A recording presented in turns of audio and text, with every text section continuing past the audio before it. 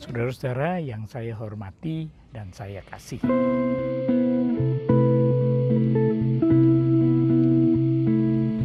Minggu lalu saya menonton berita yang amat menarik di BBC News.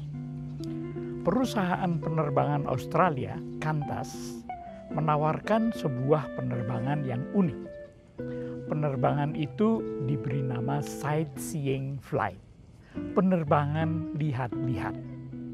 Penerbangan itu dimulai dan diakhiri sekitar 7 jam kemudian di bandara yang sama, Sydney. Biayanya satu orang mulai dari $600 Australia atau sekitar 6,35 juta rupiah tergantung kelas yang dipilih.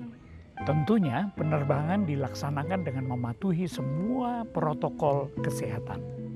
Pesawat hanya diisi sekitar 60% dari kapasitasnya. Dan begitu ditawarkan secara daring, dalam waktu 10 menit, semua tiket untuk penerbangan perdana terjual habis. Sesuai dengan promosi yang dilancarkan, sightseeing flight atau penerbangan lihat-lihat ini memang ditujukan bagi mereka yang sudah jenuh berada di rumah dan rindu bepergian atau khususnya rindu terbang. Memang jeli sekali perusahaan penerbangan Qantas meraih peluang. Kabarnya Ana Air dari Jepang dan Eva Air dari Taiwan juga menawarkan penerbangan serupa. Pula ada kabar bahwa Singapore Air sedang mempersiapkan diri untuk tidak mau kalah. Saudaraku, sangat dapat dimengerti bagaimana begitu banyak orang menjadi amat bosan setelah diam dan bekerja di rumah selama 6 bulan lebih. Pula amatlah maklum kita bahkan dapat merasakan kejenuhan orang-orang di Australia itu dan kerinduan mereka untuk terbang. Kita pun setelah sekitar 6 bulan stay and work at home, kita juga jenuh, rindu kongko-kongko, rindu ngelencer di mall, rindu bepergian, termasuk terbang bagi mereka yang biasa melakukannya. Mereka yang jenuh di Australia mampu mengeluarkan setidaknya lebih dari 6 juta rupiah sekadar satu kali obat rindu terbang. Kita di Indonesia bagaimana? Memang ada segelintir orang di Indonesia yang mampu untuk bertamasya di masa pandemi ini ke Bali atau ke tempat-tempat yang lain. Tetapi bagaimana dengan sebagian besar masyarakat kita? Boro-boro buat jalan-jalan, apalagi terbang. Untuk beli beras dan lauk hari ini saja, cukup banyak orang mesti memeras kantong, memutar otak keras-keras. Lalu bagaimana? Banyak sekali saudaraku orang yang jenuh dan bosan di tengah pandemi ini. Termasuk kita, termasuk Anda dan saya.